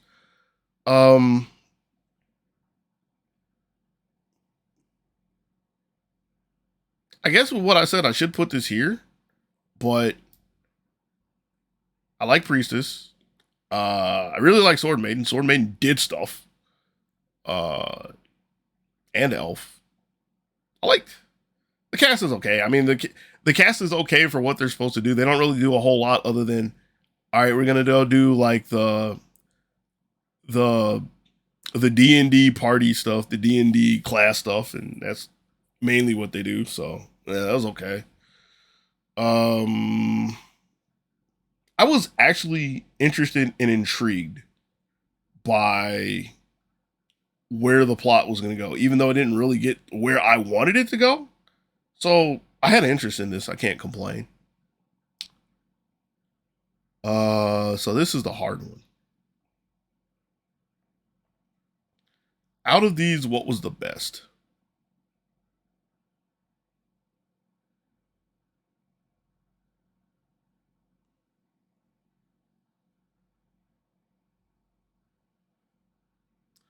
I think I do this,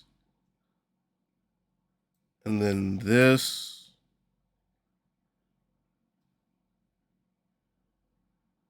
and then this,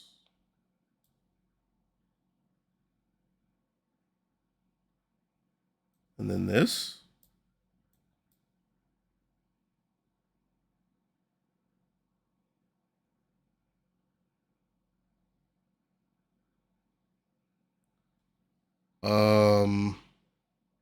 I said those are going to go next together. They actually aren't. And then this.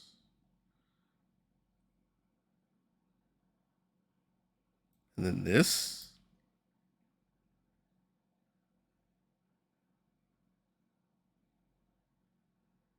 Was Dr. Stone the lowest on this row? I think Dr. Stone's actually the lowest on this row. I think Dr. Stone is actually lowest on this row.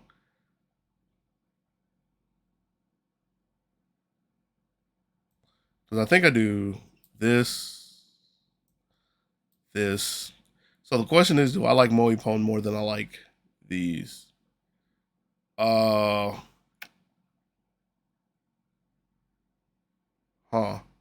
That's a hard question. Do I like it more than Villainous? Yes. Yes? Yes. Because Villainous was just like my exposure to the Otome, VN, Villainous, rom-com, Yuri. It didn't really do anything past that for me, but it didn't commit any fouls. I actually learned some stuff about judo. I actually learned about stuff I cared about, or I have some sort of care about. Yeah. Okay, so yeah, I can put it here. That does not beat the fourth wall break. All right, it's that simple. Fourth wall better than Rise? No, because this anime actually gave me a different perspective on Rise, so that stays there. But then it doesn't beat generically good animation, whether you like it or not. Complete wonder and marvel at what is going on. Also good soundtrack. I honestly just like this trope. I don't know if this trope has a name yet. I've come to realize that I like this trope, even though there are some series in this trope that I really dislike. Aharin, Uzaki. Aharin's like the biggest offender. Girl, I like forgot her glasses. That fits in here as well. I just down here, but This trope is okay. I'm fine with this, and I like Nagatoro because for what she's supposed to do is like learn to like this obnoxious character in her goons. Demon Slayer, like Jujutsu Kaisen, top shelf shonen, looks really good. It's a question of which animation you like more, which characters you like more. Um, the one character I like is still alive here. The one character I like here is far more relevant. Like she's super relevant. But even with that, it's just I don't know. I like Demon Slayer more. Well, I can't say I don't know. Those are factors that actually lead into why I like Demon Slayer more. So I like Demon Slayer more. Tiny Senpai. Tiny Senpai was good. I realistically could throw it up here, but I know that it's just a quirky run of the mill anime, and the question of if you like it really falls on do you like the quirk, and I just conveniently like the quirks.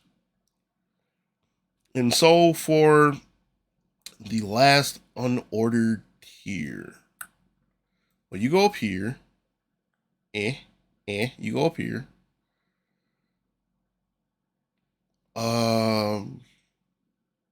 This is core 2. I like core 2 more than I like core 1. I like where they went in the end. I like these two are actually really similar to me. These two aired the same season. This was the core afterwards. This is part 2. But these two had the pitiful woe is me girl.